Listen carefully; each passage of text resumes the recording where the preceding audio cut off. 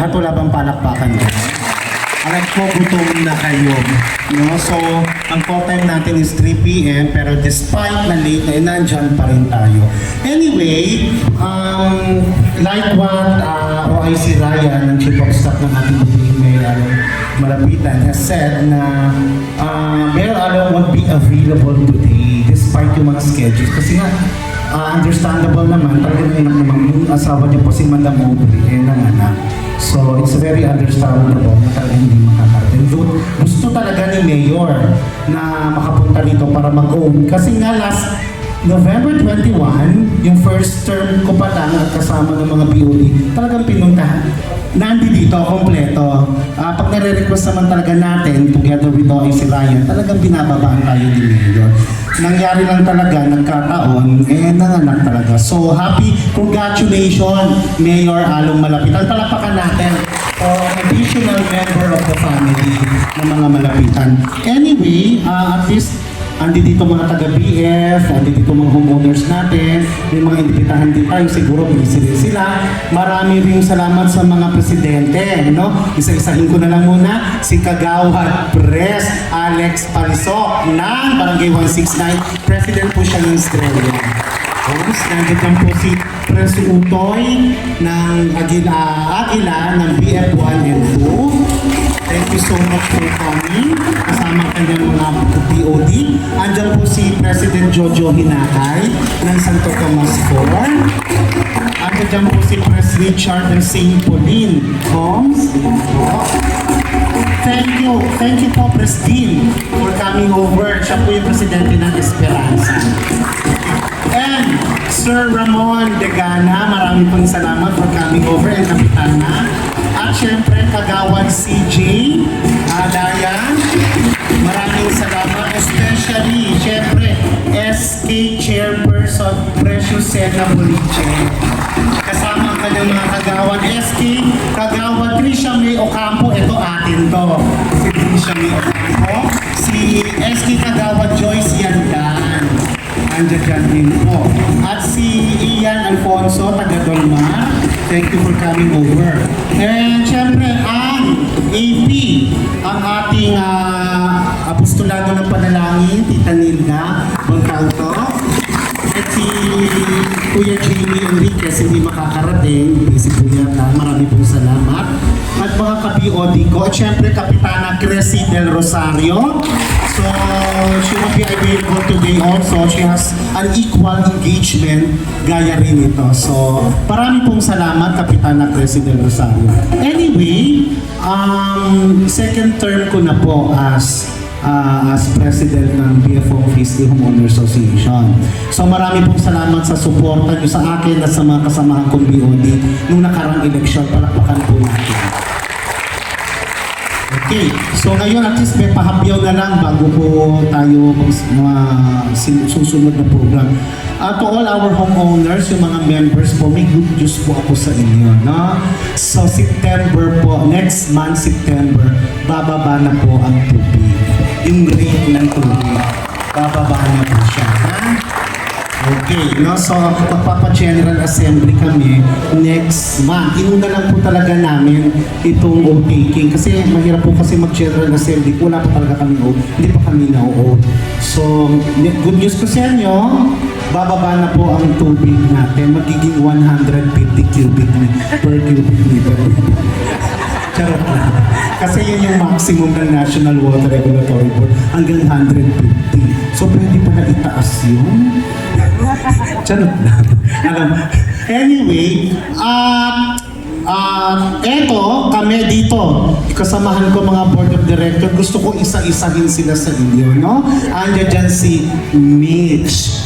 Andiyan dyan si Mitch. Ang ating auditor. No? Andiyan dyan si Gina De Pedro. Ang ating treasurer. No? Andiyan dyan si Beverly Jacinto, ang ating POD secretary. Andiyan dito si Gary Santiago, ang ating Peace and Order Committee. Kasama niya si Harold Refe, ang co-chair ng Peace and Order Committee. Andiyan dyan ang Board of Director natin, Tito Ray Andres. Ayun po tayo. Andiyan dyan na rin naman po si Tito Jerry Menaje. As always, isa talagang tunay na naglilingkod sa ating komunidad. Dito po si Ka Oyet Makaraig, talagang maasahan sa lahat ng panahon. Dyan din naman po si Boyet Raquenya. Siya po ngayon yung sa patubig natin, no? Dyan din si, dyan po si Ka Hermin. Ka Hermin. Nasa si Ka Hermin. Huli ko siyang nakita, malakas pa. Nawalan. Charot. Si Ka Hermin, sila po yung parte, si Ka Oyet, si Boyet Raquenya, si Ka Hermin, sila po yung patubig. So inaaral talaga nila kung paano ibababa, kung hanggang saan natin maibababa yung tubig. Siyempre si Kaloy. Si Kaloy, Biodo Kaloy, siya po ang ating sports committee, sports and events committee. Dyan din po si Oliver Baez, ang ating vice president. Hindi siya makakarating ngayon kasi may sobrang importante. So pilit niyang gustong makahabol.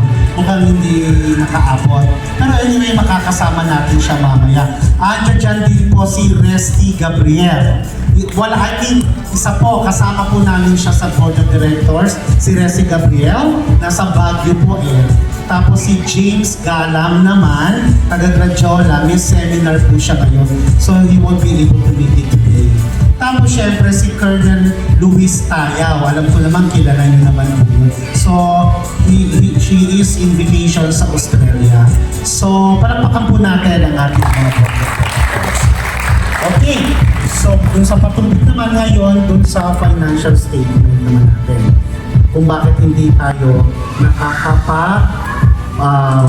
release every month. Kasi nga po honestly, inaaral pa ho namin nila Bebe, nila auditor, nila Gina, yung paano gumawa ng financial statement. Inaaral pa namin kasi mas nakakatipid kasi ang HOA. Alam mo po, kesa sa mag-hire pa kami, nang sasweldohan namin ng 8,500 for the financial statement na trabaho lang, so kami na lang mag-aaral dito. Pero ngayon, yung ating pong, yung term ko po noong 2021 up to 2023 ng December, settled na po yun, tapos na yun. So magsisimula na lang po kami ng January 2024 hanggang, I believe, August, no, ng financial statement to be distributed naman po sa inyong mga bahay. Pero tinatapos, dahil katuwang namin po rito, si Joy Villa Santiago. Tinulungan niya kami, since Joy is currently an employee ng COA, ng Commission on Audit. So maraming salamat, Joy, dahil si attorney na mismo ang tumutulong sa amin, taga-COA na ang tumutulong sa atin para sa financial statement natin. Through Joy, through Joy Santiago, through Joy Villa Santiago, palakpakan natin. Kaya sisiguraduhin kong malinis yung financial statement natin. At sa mga may masamang isip dyan, wala hong ninanakaw ang HOA, ha? Wala hong kami ninanakaw. Pag nakitaan nyo ho kami, may bago ho kami Montero, doon kayo manghilala. So wala hong kami talagang paglilingkod, commitment, at talagang pagmamahal sa komunidad. Kasi kami naman din yung mga bata noon dito Kasi sino pa ba magmamalasakit? Yung kami mga henerasyon ngayon. Dahil alam ko, ayaw nyo na Tama po ba? Ayaw na po ng mga senior natin. Anyway, tulungan nyo kami, mga kapitbahay namin, mga miyembro. Tapusin na natin yung politika dito sa ating community. Basta tulong, kasi mas kailangan namin ng tulong kesa sa pangungusga. So, ginagawa namin ang lahat para sa ikabubuti ng ating komunidad. Ha? So, magtulungan tayo, tulungan nyo kami mga board of directors, kayo na mga homeowners dito at miyembro, tulungan nyo kami. Kung meron kami hindi nagagawa, tingin nyo na tama, hindi naman natin upuan yan. Huwag nag-social media, anak ng talak doon. Hindi natin upuan, madali naman yung kami kausap. Okay? Nagkakaintindihan tayo? Okay. Marami pong salamat and thank you rin po, Russell Ang and his wife. Maraming salamat for coming over and visiting us, no? General Assembly po natin September. O tandaan nyo, so we will be expecting everyone, majority of the homeowners will be present on that very day. Ha? Para kasi marami kami ilalakad sa inyo. Okay? At syempre nandyan si OIC Ryan, katuwang natin dito sa BIEB para tulungan tayo sa mga programa, serbisyo dito sa ating lungsod. Kasi nire-request namin, OIC, alam mo kung ano, medyo maano lang, maliit na bagay lang, no? Kasi pinilit kasi namin covered court yung ano, yung buong tennis court, no? Oo, mabalik na bagay lang yun, ha? Alam ko, tutulungan tayo ni OIC, pupunta tayo ron, susugod papatulong tayo. Palampakan natin, OIC Ryan. Palampakan natin ang bawang isa. Marami pong salamat sa inyo na kahit paano yung mga bisita natin coming outside of PM. Marami pong salamat sa suporta, sa tulong. Maraming salamat. Tulungan nyo kami, magtulungan tayo para sa isang maunlad na komunidad, maunlad na asosasyon, at maunlad na BFO Phase 3. Maraming salamat po. Okay.